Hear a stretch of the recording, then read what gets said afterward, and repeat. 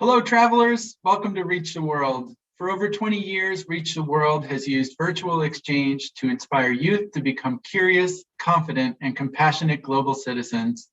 My name is Tim, and I'm glad you're joining us for today's Meet the World live stream event.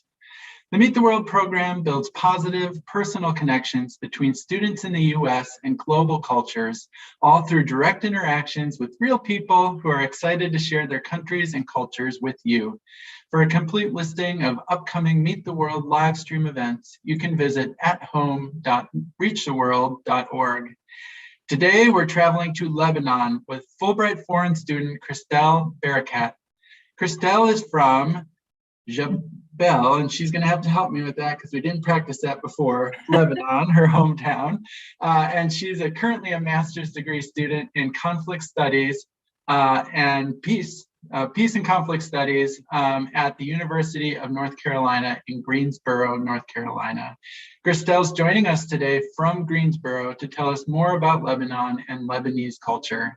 But before I turn things over to our special guest, I want to welcome the teachers and students who are joining today's Meet the World live stream event. Please feel free to use the YouTube chat bar to let us know you're here, where you're joining from, and of course to share any questions you have for our guests as we go. We'll get to as many questions as we can in the next 30 minutes. All right, it's time to take a journey to Lebanon. Christelle, welcome to Reach the World. Thank you so much, Tim. I'm so happy to be here with you today and with all of the wonderful students, teachers, and anyone who's listening in. So hello, everybody. My name is Christelle, and I have a few slides that I will share with you so that we can embark on this journey together. Christelle, while you're bringing up your screen share, can you tell us your hometown, how to pronounce your hometown correctly, please?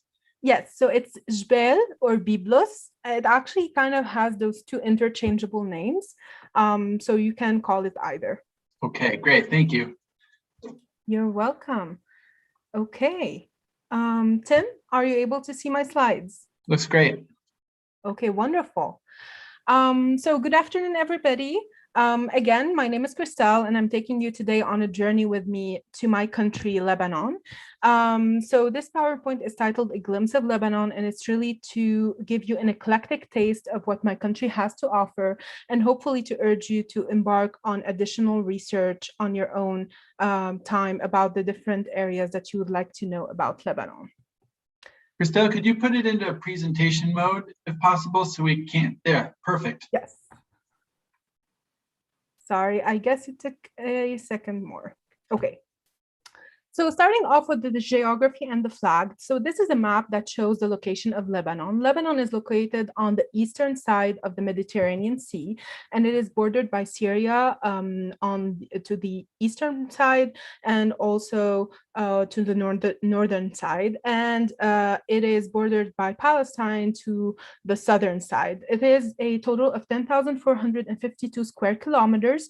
So you would probably need 5 Lebanons to get to the area or surface area of North Carolina, fun fact. And so this is the Lebanese flag. And so you have our cedar tree, which is very well known in Lebanon, and which I will talk more about in a couple of slides. And you have the white, which symbolizes purity and the snow, and then the red, which really symbolizes sacrifice and all of the blood spilled during different battles. So the native language is Arabic, and to the left, you have Arabic calligraphy. So this one says Bismillah ar-Rahman ar-Rahim, which means in the name of God Almighty. And to the right, you have the Arabic alphabet.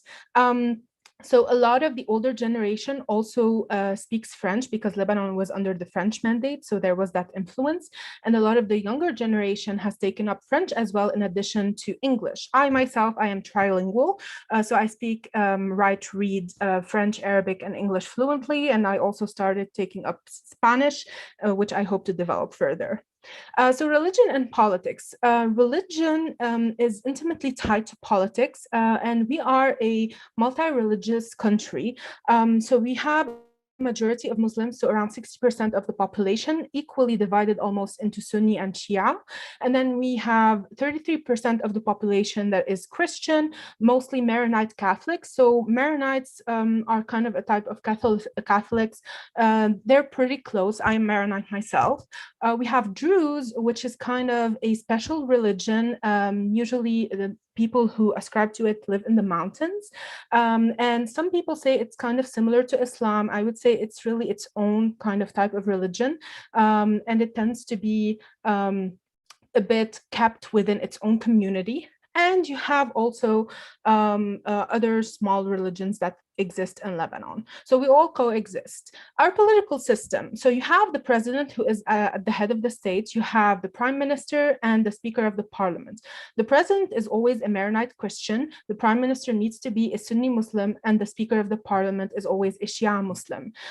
So we are a parliamentary representative democracy. This means that we elect our members of parliament, and then they in turn, so all of the 128 members of parliament elect the president, who appoints the prime minister, and then the prime minister forms his own cabinet, then getting it approved by the president and the parliament.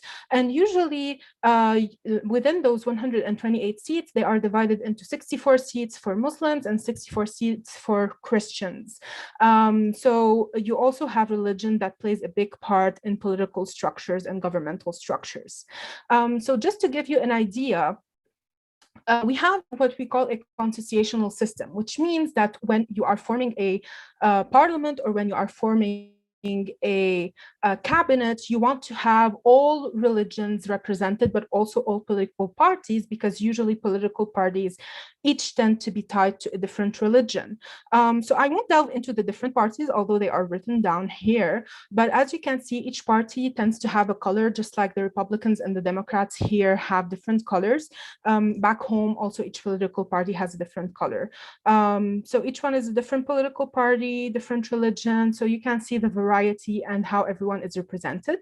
And here is the bigger circle is the parliament, the smaller one is the cabinet. So you also have that reflected into the cabinet. Now moving on to the landscape, and this is where really our cultural scenic journey begins. I want to give you as much as possible of an insight into my country. So first off, we have the cedars.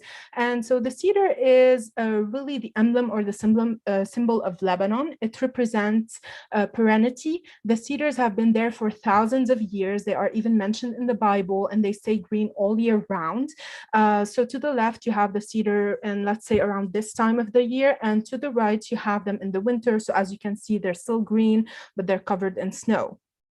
We also have Jaida Grotto, which is one of the 7 wonders of the world. And so both pictures were taken in the inside, and it's really, truly a beautiful work of art. All of the pictures that I'm going to show you are actual pictures that have not been edited to my knowledge.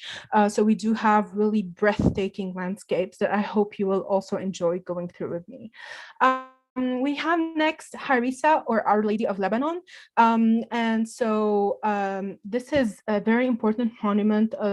Individuals from different religions come to see Harissa, or Our Lady of Lebanon, and they pray to her to keep Lebanon safe. So as you can see, she is towering over Lebanon and kind of has the scenic view all over the coast and the mountains. We also have Jbeil and Anaya. So in Lebanon, we have a lot of saints. So they are particularly relevant and cherished by Christians, but also a lot of Muslim people love a lot of them. Jbeil is kind of one of the saints that everybody loves, regardless of their religions. And so he is in a town called Anaya, which you can see to the right. It's a very beautiful village. Also, other kind of religious sites are the Muhammad Al-Amin Mosque and the St. George Cathedral, which are at the heart of Beirut. And as you can see, so this is the mosque, and right next to it is the cathedral. And it shows really the religious pluralism that Lebanon lives through, and the religious coexistence that exists. Now, to the right, this is a very famous statue, which is known as the Martyrs Statue. And so it really represents sacrifices made during or under the Ottoman Empire, so around 916. and it represents, people who have lost their lives when they were really seeking liberation from the Ottoman Empire. More landscapes from Beirut. So to the left, you kind of have the clock tower, which is at the heart of Beirut, and it's right next to the parliament. And to the right, it's just a view of the streets of Beirut. And this was really after Beirut was rebuilt after the Civil War. So the Civil War ended in 1990s, and then a company called Solidaire came and they rebuilt Beirut. And as you can see, it mixes both modernity but history at the same time. And it kind of has that French feel to it, I want to say. Very classy. And very elegant. More sceneries from Beirut. So we have kind of like, I want to say similar to the New Jersey boardwalk. So next to the sea, you kind of have this space where people just walk. Sometimes you have like vendors who have street carts and like they give you all types, of street food and things like that. It's kind of lively. Sometimes they have parties even on this small sidewalk. To the right, you have the Roushy Rocks, which are also known as the Pigeons Rocks. And they are rocks literally in the middle of the sea. So if you watch or are looking at the picture on the left, if you continue like on the road behind it, the Roushy Rocks would be there. So again, they're very scenic and a lot of people visit them or get as close as possible to them in order to take pictures. Fareya is one of these kind of villages that is very well known for its ski resorts. So a lot of people go to Fareya to ski. And it has also that kind of European feeling to it, I want to say, from the different, ski lodges to all of the snow that surrounds it and the mountains. Now for Byblos, which is basically the city or the village that I live in. So to the left, you have the old port or the Byblos port. And Byblos is fascinating because it was the city that exported the alphabet to the world. So from this port, most likely. And then to the right, you have the old souks. So in Byblos, you have, again, that modern feel, but that historic feel at the same time. So the souks really date back to tens of years ago, maybe even hundreds, and they have that old feel to them, and they represent those eras of the past in Lebanon. And adjacent to them, you actually have, the new souks or the new markets, so just regular stores. And here you have Aoura. Aoura is a mountainous region. My mom is actually from there. And here you have artificial ponds that were created. And usually they were created to take the water from them in order to water apple trees and other types of trees. So Aoura is really famous, again, for its mountains. A lot of people go there to hike or to just spend a day in nature, but also for its apples because they have a very specific taste to them. Now for Tripoli. So Tripoli tends to be a relatively neglected village, and it's really painful to say that because its people are so hospitable. They are the nicest people you would ever meet, and it still has that artisan feel to it. So you have a craftsman and craftswomen, and they have their own little shops.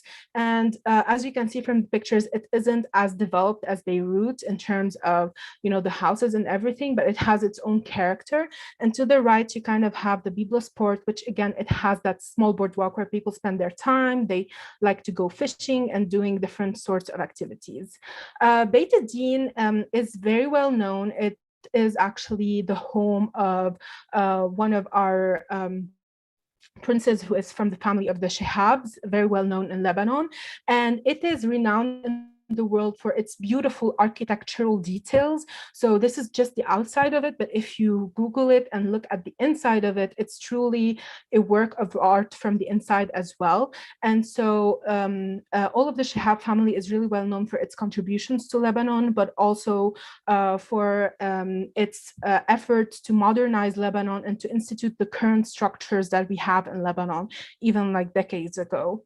The Bekaa is when you go further to the east, so you would get almost close to Syria, and these are the agricultural regions of Lebanon. So you would have a lot of agricultural fields. It's more rural in that sense, as you can see from the picture, and this is a picture of it that looks more vibrant. So this is also the Bekaa. The Khadija Valley is known as the Valley of the Saints because saints used to go there when they were, alive to meditate, but also they fled from persecution. And Marmaroun or Saint Maroon, which actually is like the main figure of the Maronites, he went there and hid there, and he had like a cave there. And a lot of people, they like to go there, especially during the summer, to kind of hike it, but also to go on a journey of self-discovery and of religious meditation.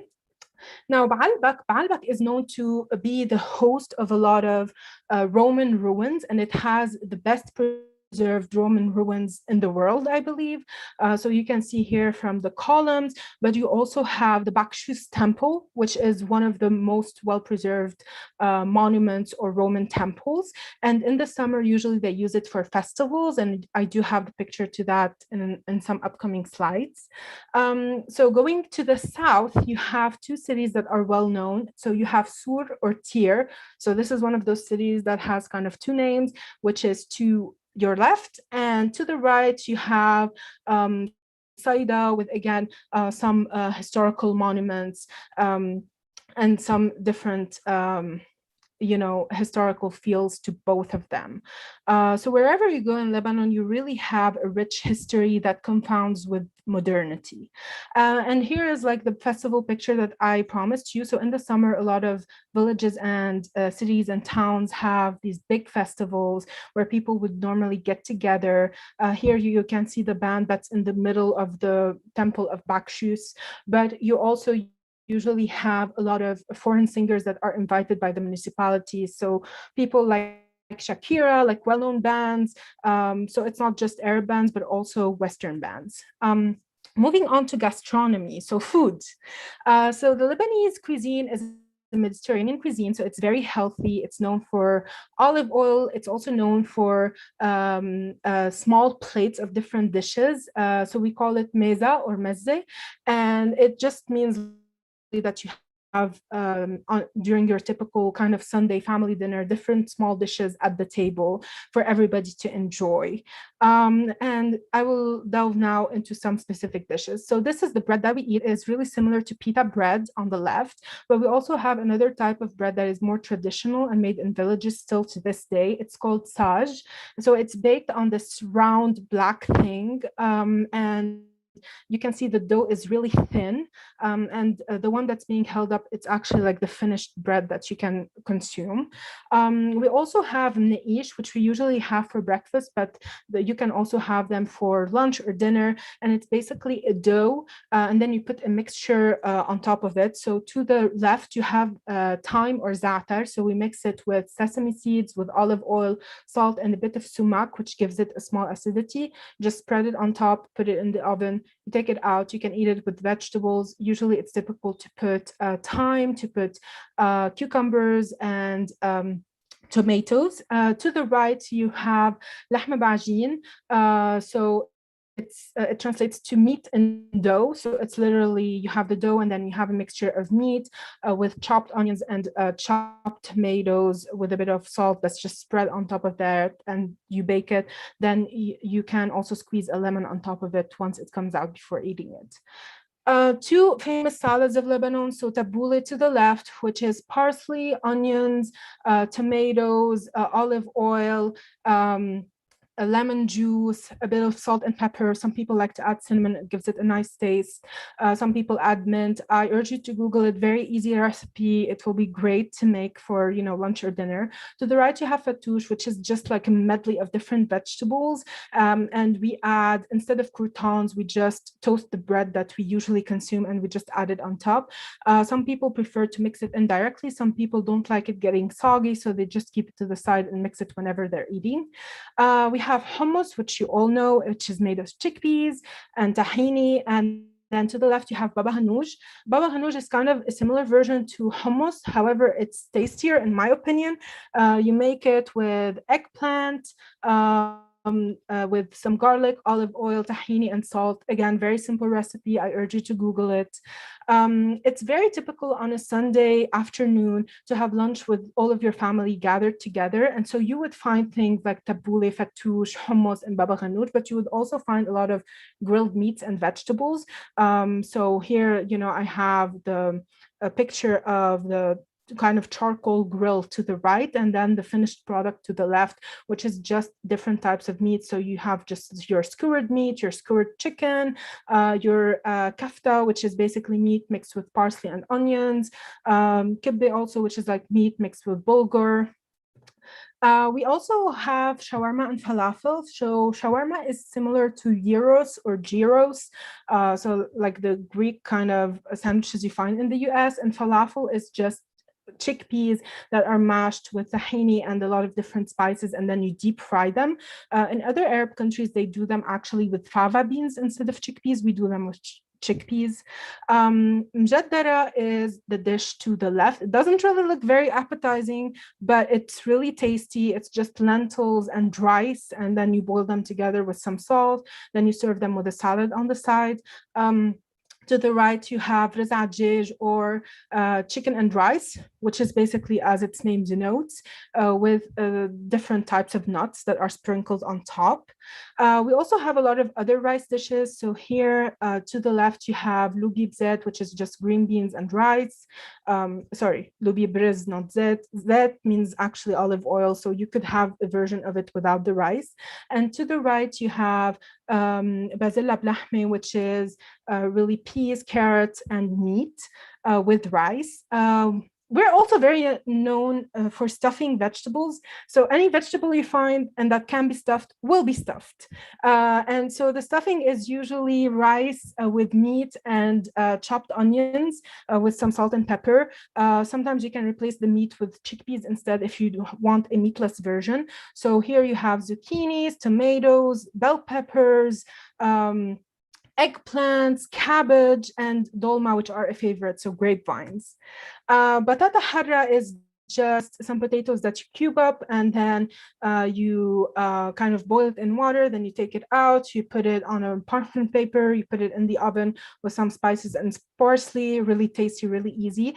And to the right, you have something that's very unique to the Levantine cuisine, and these are stuffed and pickled eggplants. So the eggplant is stuffed with a mixture of peppers, nuts, and garlic, and they are pickled in olive oil and salt. Very delicious and very tasty.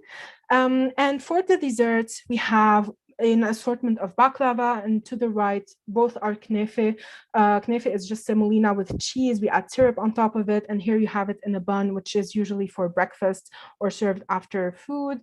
We have halewt al-jibn, which is made with cheese. So that's the first picture. Second one is mafrouke, which contains some cream and some rose jam on top. That's the red thing you see. It's very typical of Middle Eastern sweets.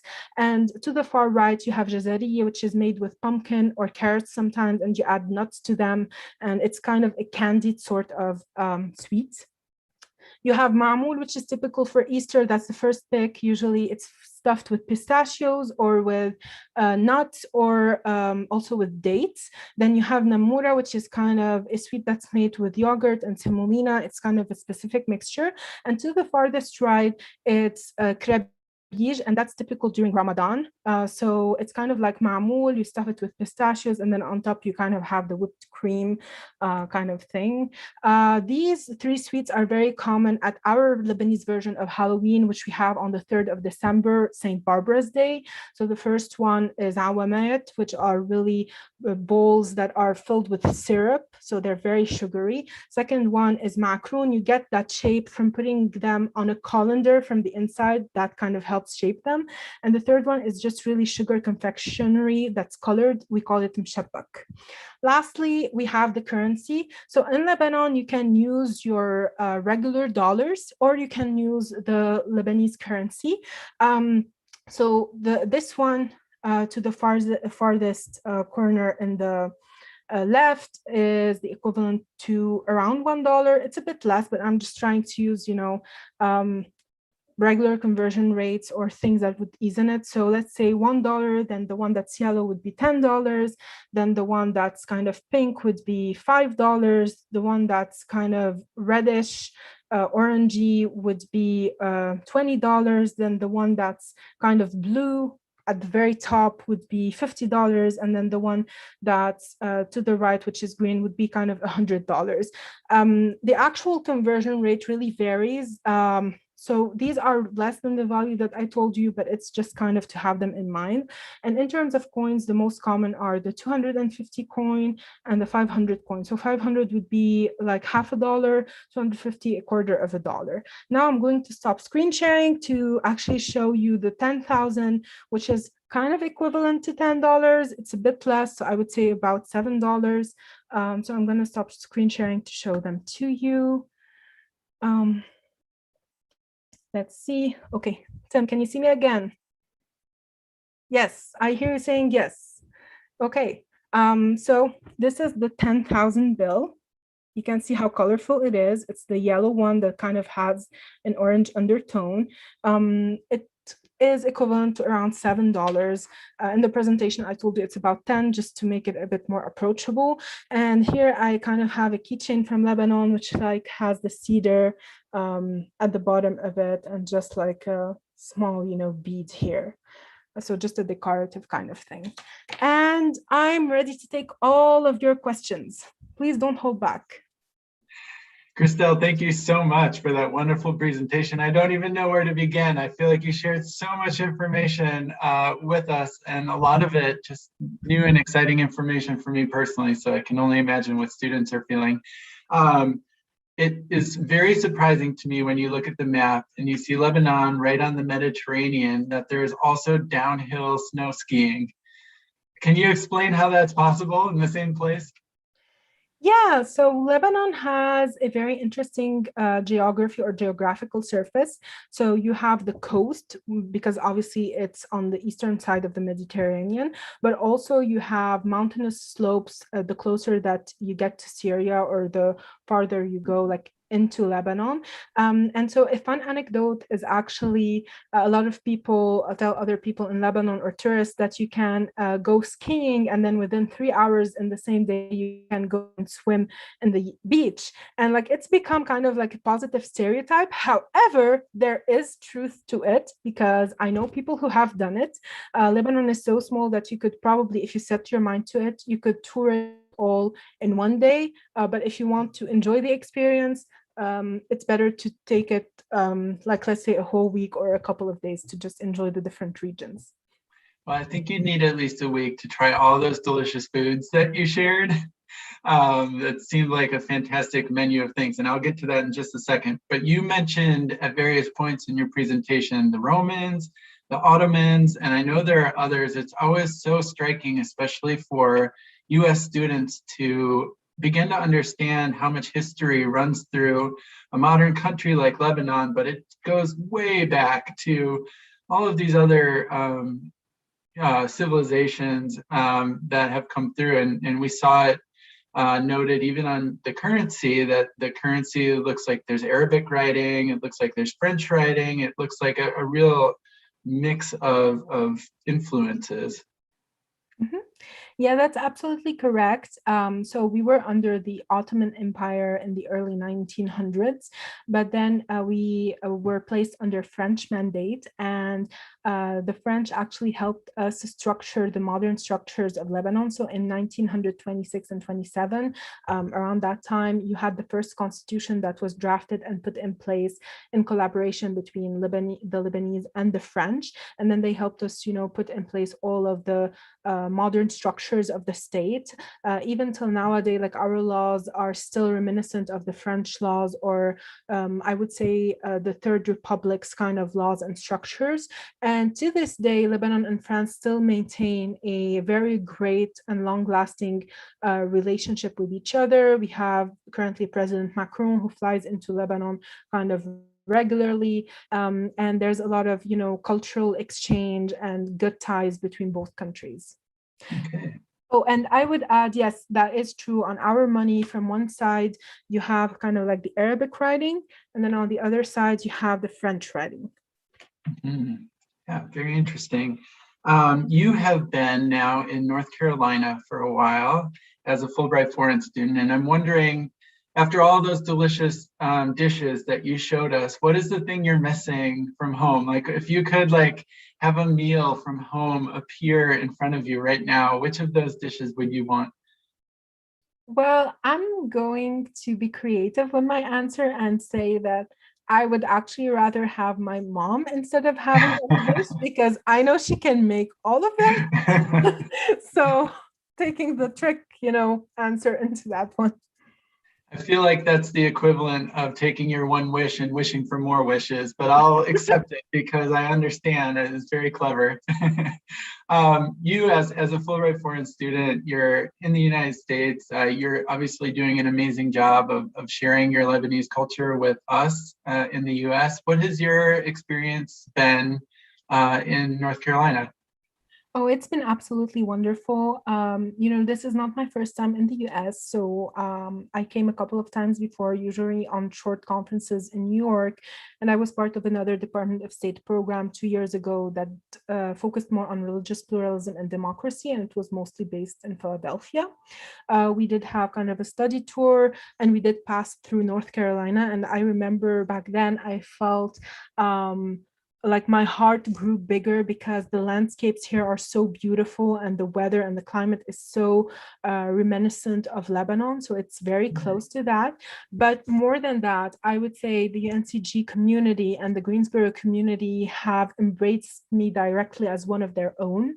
And they've been just so welcoming. And I'm so happy because of the number of activities, extracurriculars and volunteering that I've been able to do and the number of awards and promotions and different things that I was able to get because they saw that I deserved it and they were very meritocratic in their selections. And I just really love it. And I can't believe how, time has flown by. It will be in August, almost a year since I've been here. I still have 1 year to go in my program. And I already feel sad, to just be thinking about finishing my program and just having to leave all of these new friends I've made and all of the amazing and wonderful people I've met. Well, it's nice for me personally and for our whole audience to have you now as a new friend of ours. And now we know somebody from Lebanon. And when we go to visit, we will be sure to look you up because this has been a fantastic introduction to your home country. I really appreciate you joining us today. I want to thank you for participating in the Meet the World program and joining Reach the World specifically. Thank you also to our entire live stream audience for going on this journey with us. Reach the World will be hosting many more Meet the World live stream events over the coming months through the end of this school year, and you're always invited to virtually travel the world with us.